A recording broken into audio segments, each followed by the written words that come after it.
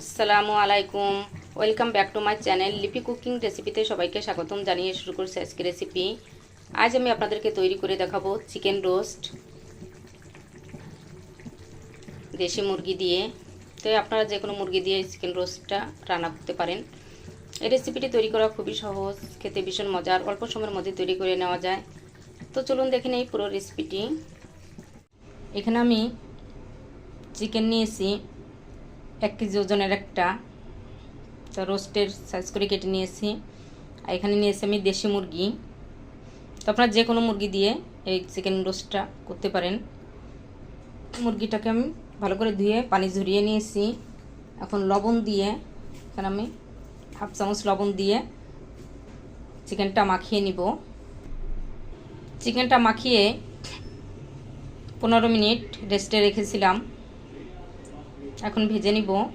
চিকেনটা ভাজার জন্য প্যানে তেল গরম করে নিয়েছি। এখন চিকেনগুলো দিয়ে দিব।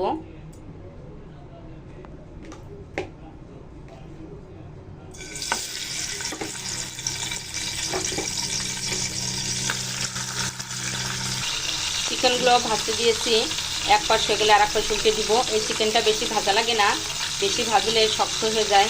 নিব চিকেনটা এক পাশ হয়ে গেছে, আর এক পাশ উল্টে দিব। আর এই চিকেনটা বেশি ভাজা লাগে না, বেশি ভাজলে শক্ত হয়ে যায়। তো চিকেনটা উল্টে দিয়েছি, এই পাশটা ভাজা হয়ে গেলে তুলে নিব। চিকেনগুলো ভাজা হয়ে গেছে, এখন তুলে নিব।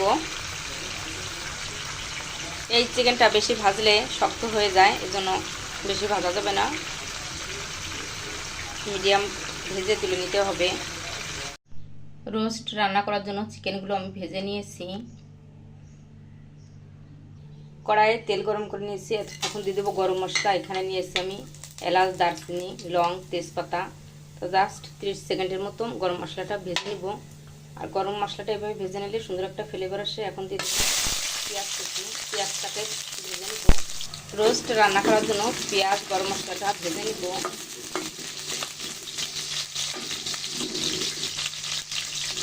পেঁয়াজটা ভাজা হয়ে গেছে, এখন দিয়ে দিব। এখন দিয়ে দিব পেঁয়াজ বাটা 2 টেবিল চামচ। কাঁচা পেঁয়াজটা ভালো করে ভেজে নেব। কাঁচা পেঁয়াজের কাঁচা স্মেলটা না থাকলে, তা কাঁচা পেঁয়াজটা ভালো করে ভেজে নিয়েছি। কাঁচা পেঁয়াজটা ভালো করে ভেজে নিয়েছি। এখন দিয়ে দিব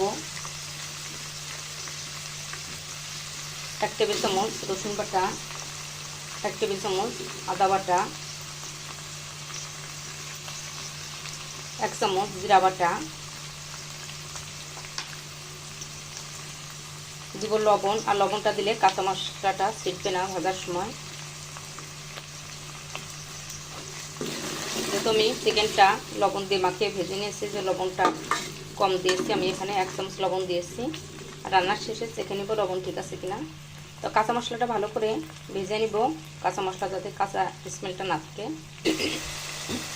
কাঁচা মশলাটা ভালো করে ভেজে নিয়েছি। এখন দিয়ে দেবো বাদাম বাটা 2 টেবিল চামচ।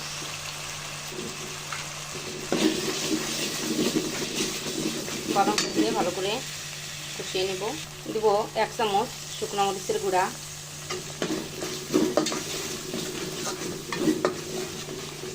কাঁচা মশলা দিয়ে ভালো করে কষিয়ে নিব। আর দিয়ে দিব এখন টক দই, 1/2 কাপ টক দই নিয়েছি।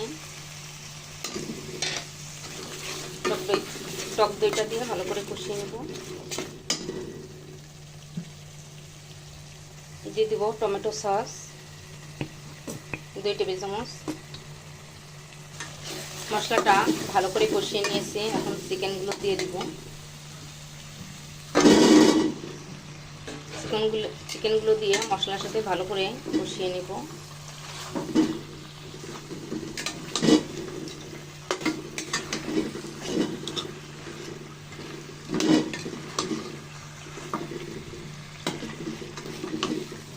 মশলার সাথে ভালো করে কষিয়ে নিব।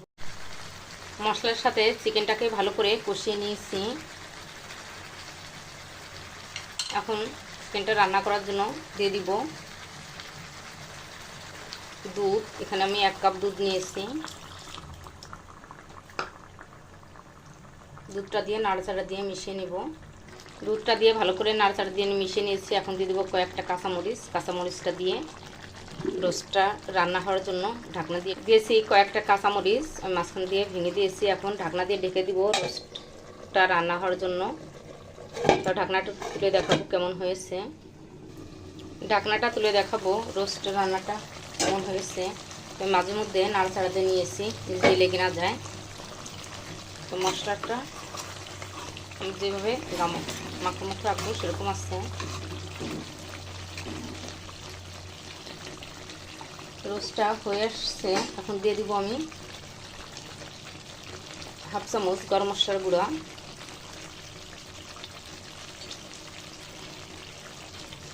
দিয়ে দেবো ঘি 1 টেবিল চামচ, দিয়ে নাড়াচাড়া দিয়ে নেব। নাড়াচাড়া দিয়ে মিশিয়ে নিয়েছি। এখন উপর দিয়ে দিব পেঁয়াজ বেরেস্তা।